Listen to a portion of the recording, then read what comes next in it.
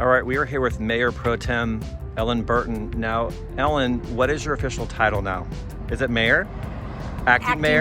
Acting mayor. Acting mayor, Ernie, as of, must have been 4/29, May 11, Tuesday, 2021. Because former Mayor Barry McDonnell resigned effective at that moment. Yes.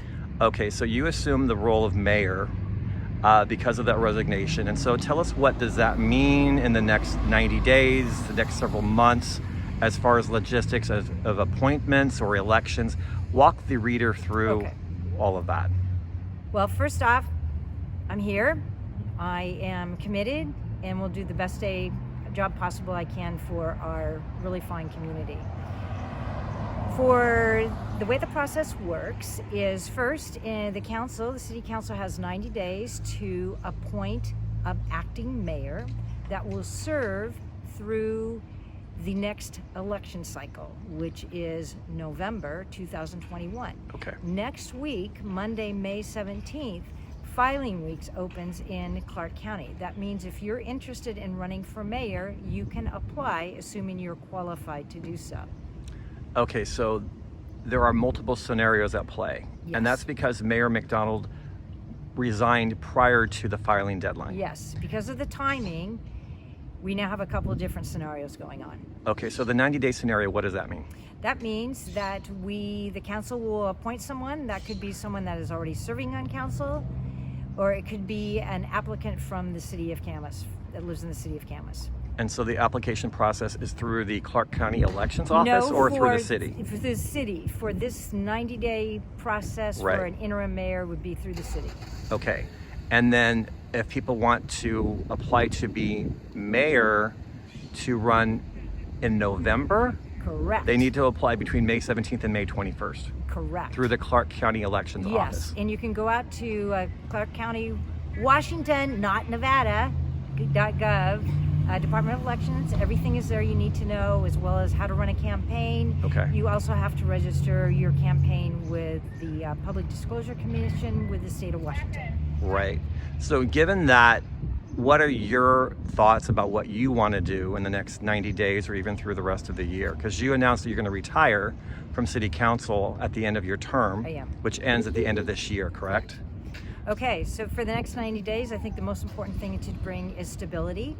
Okay. I want to thank Mayor McDonnell for leaving the city in good financial shape.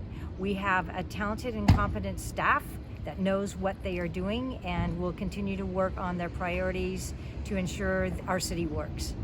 Then I will work to make sure that any transition that would occur during later this year occurs smoothly. So basically, keep things moving smoothly, make sure our community is heard, and make sure our city continues to be working financially stably.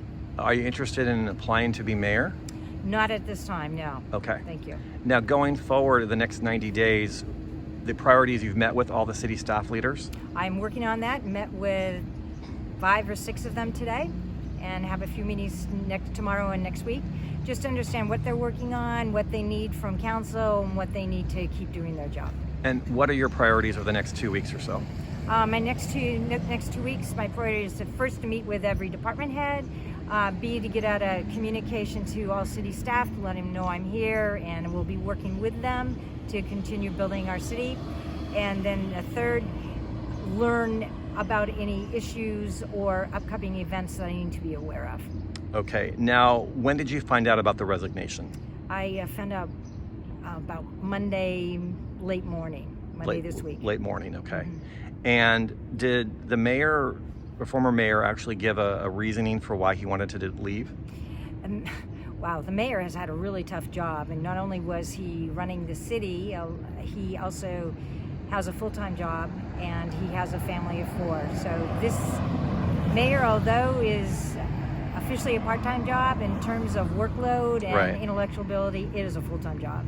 Okay, so going forward, the process will go as determined. The city council will vote on when to have that meeting with the applicants and everybody? That process hasn't. I will, at our meeting on Monday, the 17th, I will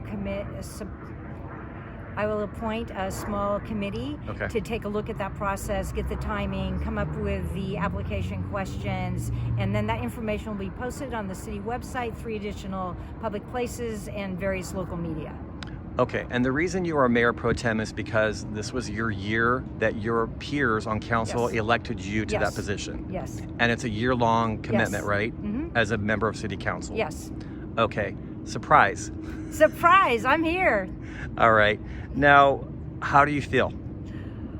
How do I feel? A little stunned, excited, and I'm processing. I am a person that tends to process through this thing. I'm just taking all these little bits of data and what's going on and figuring it out.